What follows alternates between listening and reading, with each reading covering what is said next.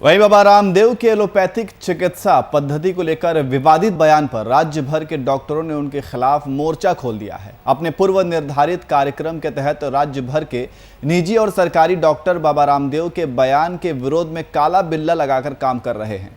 वहीं विरोध में शामिल जूनियर डॉक्टर एसोसिएशन के अध्यक्ष डॉक्टर विकास कुमार ने कहा कि लड़ाई एलोपैथ और आयुर्वेद के बीच नहीं बल्कि बाबा रामदेव के बयान के विरोध में है, जिसे लेकर हम लोग काला बिल्ला लगाकर विरोध दर्ज करा रहे हैं। और साथ ही उन्होंने ये भी कहा कि बाबा रामदेव के बयान के कारण एलोपैथिक वैक्सीनेशन सहित कई चीज़ों में भ्रम की स्थिति पैदा हो गई है। बाबा रामदेव को अपने बयान को सार्वजनिक रूप से माफ़ी मांगनी चाहिए।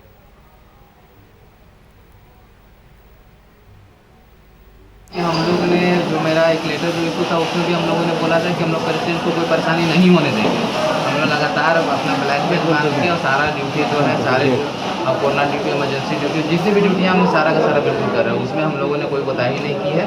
हाँ, और ये भी हम स्पष्ट करना चाहते हैं कि हमें आयुर्वेद और योगा से भी कोई परेशानी नहीं है। सारी चिकित्सा की अलग अलग पद्धतियाँ हैं, सबके अपने फायदे और अपने नुकसान हैं। ये हजारों वर्षों के रिसर्च से चला आ रहा है। एलोपैथिक हो, आयुर्वेद हो या योगा हो, हम सबका समर्थन करते हैं। हमें सिर्फ इस बात से दिक्कत थी कि इस कोरोना काल में जहां सारे पद्धतियों के बीच में सारे पद्धतियों को आपस में मिलकर काम करके लोगों को भलाई करने की आवश्यकता थी, वहीं बाबा रामदेव ने ऐसा बेतुके बयान को देकर एलोपैथ वर्सेज आयुर्वेद में एक युद्ध खड़ा कर दिया है।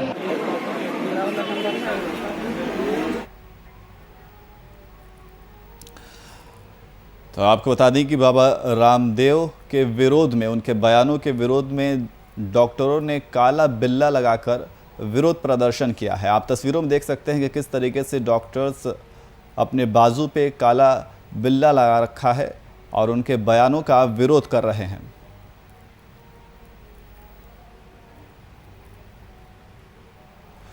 और इसी खबर पर अधिक जानकारी के लिए हमारे संपादक कुंदन कृतज्ञ जी हमारे साथ लाइव जुड़ गए हैं। कुंदन जी, एक वक्त था जब बाबा रामदेव को योग गुरु के नाम से जाना जाता था, लेकिन आज उनके विवादित बयानों की वजह से और जिस तरीके से वो मेडिकल साइंस और एलोपैथ के पद्धति पर सवाल खड़े कर रहे हैं, आज उन्हें लाला रामदेव कहा जा रहा है। कुंदन जी, देखिए, आयुर्वेद और एलोपैथ इन दो के बीच में जो लड़ाई शुरू हुई है, जिसमें जहां एक तरफ एलोपैथ की नुमाइंदगी आईएमए और तमाम डॉक्टर्स कर रहे हैं, वहीं अगर आयुर्वेद की बात करें तो आयुर्वेद की नुमाइंदगी बाबा रामदेव के द्वारा की जा रही है। दोनों के बीच में जो संघर्ष या जो अपने सुपरमेसी की जो लड़ाई चल रही है, इसको आप कह सकते हैं कि ये पीछे सदियों की परंपरा है, उसको आगे बढ़ाने की कोशिश की जा रही है। इतिहास गवाह है आयुर्वेद किस तरीके से भारतीय सभ्यता संस्कृति के बीच में फलता फूलता रहा और एलोपैथ ने भी किस तरीके से आकर जड़ें जमाने की कोशिश की है। अब बाबा रामदेव ने जहां आयुर्वेद को लेकर जो भी टीका टिप्पणी की है या एलोपैथ पे जो प्रहार किया है, इसको लेकर अब पूरे देश में के साथ साथ बिहार और झारखंड में भी विरोध शुरू हो चुके हैं। और जो बातें आपने कही कि बाबा रामदेव की जगह अब लाला रामदेव की बात की जा रही है, तो जाहिर सी बात है बाबा रामदेव ने जिस तरीके से आयुर्वेद के नाम पर एक व्यवसायीकरण करने की कोशिश की है, उसको लेकर भी बहुत सारे डॉक्टर्स हैं जिन्होंने आपत्ति दर्ज कराई है। अब राजधानी रांची में भी इसी विरोध के दौरान देखा गया कल की सदर अस्पताल में डॉक्टरों ने तख्तियां लेकर काले बिल्ले लगाकर विरोध प्रदर्शन किया और बाबा रामदेव के खिलाफ जमकर नारे लगाए। नया समझने की जरूरत है, आयुर्वेद और एलोपैथ दो पैरेलल स्ट्रीम्स नहीं है, कहीं ना कहीं दोनों एक कॉमन स्ट्रीम पर जाके मिलती हैं और दोनों का उद्देश्य इलाज है। नियाज जी बिल्कुल कुंदन जी, लेकिन जिस तरीके से बाबा रामदेव विवादित बयान दे रहे हैं, चूंकि एक एलोपैथ हो या आयुर्वेद पद्धति हो, दोनों का अपना एक अलग महत्व है। और बाबा रामदेव जिस तरीके से एलोपैथ की पद्धति को टारगेट कर रहे हैं, जो डॉक्टर अपनी जान पर खेल कर इस कोरोना काल में लोगों की जान बचा रहे हैं, उनके प्रोफेशन को टारगेट कर रहे हैं, ये कहाँ तक सही है?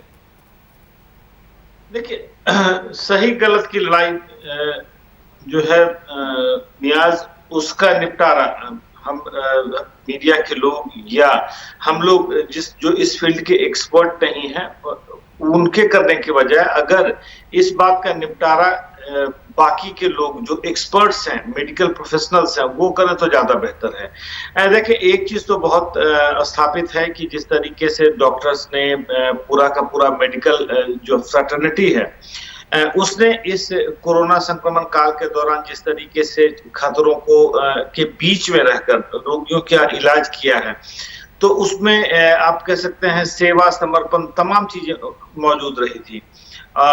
एक स्थिति यह थी कि जहां पर संक्रमित व्यक्ति के साथ उनके परिजन नहीं रह पा रहे, उन्हें रहने की इजाजत नहीं थी, वहां पर डॉक्टरों ने, नर्सों ने, तमाम पैरामेडिक स्टाफ ने उनकी सेवा की और सेवा के बदौलत स्थिति यह हुई कि वो ठीक होकर अपने घरों को लौट गए।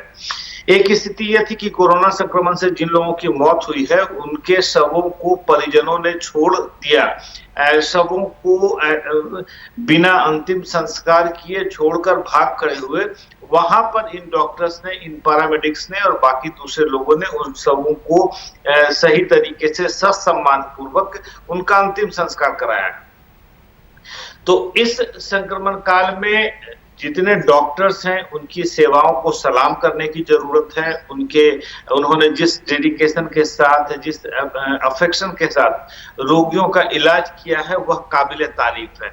अब जाहिर सी बात है, चाहे उद्देश्य कुछ भी रहे, लेकिन अगर उनकी सेवा पर कोई उंगली उठाएगा तो विरोध होना लाजिमी है। उनकी सेवा को अगर हम सम्मान नहीं कर सकते तो उनकी सेवा का अपमान करने का भी हमें कोई अधिकार नहीं मिलता है। और लिहाजा इसी के तहत जितने भी डॉक्टर्स हैं उन्होंने इसे एक अपमानजनक तौर पर लेते हुए इसका विरोध शुरू किया है। और आप कह सकते हैं कि बाबा रामदेव कहीं ना कहीं अपने रॉ में, अपने लय में कुछ इतना आगे निकल गए कि ये एग्जैजुरेशन हो गया उनके रिमार्क्स का, और उन्होंने जाकर एलोपैथ के बारे में इतनी सारी उल्टी सीधी बातें कह दी है।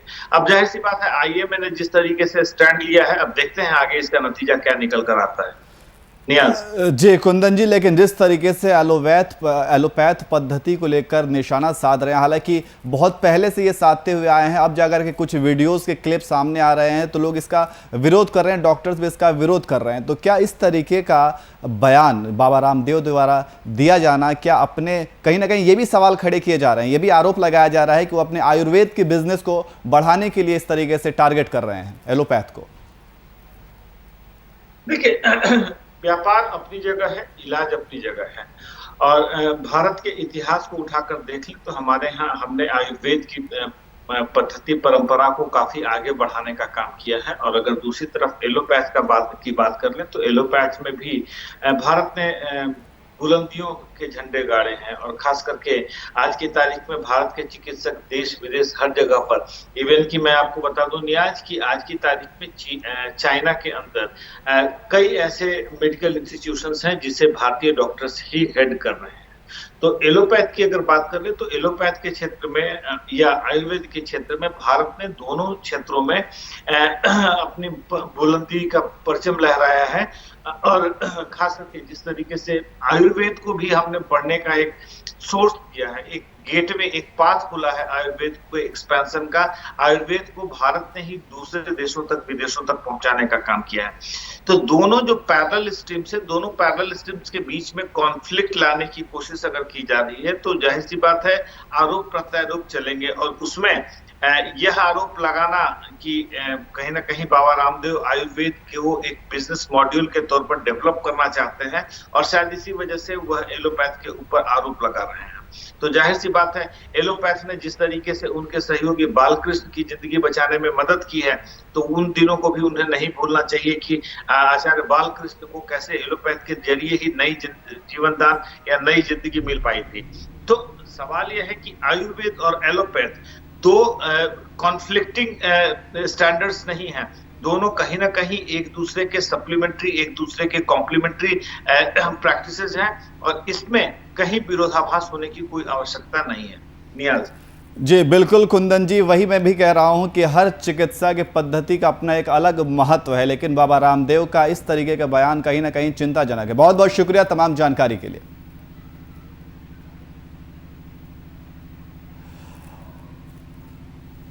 तो देश भर में डॉक्टरों ने काला दिवस मनाया है। डॉक्टर बाबा रामदेव के बयान का लगातार विरोध कर रहे हैं। जिस तरीके से बाबा रामदेव ने एलोपैथ की पद्धति पर सवाल खड़े किए थे, उसको लेकर देश के जितने भी डॉक्टर्स हैं वो उनके बयानों का विरोध कर रहे हैं और काला दिवस के रूप में मनाया जा रहा है।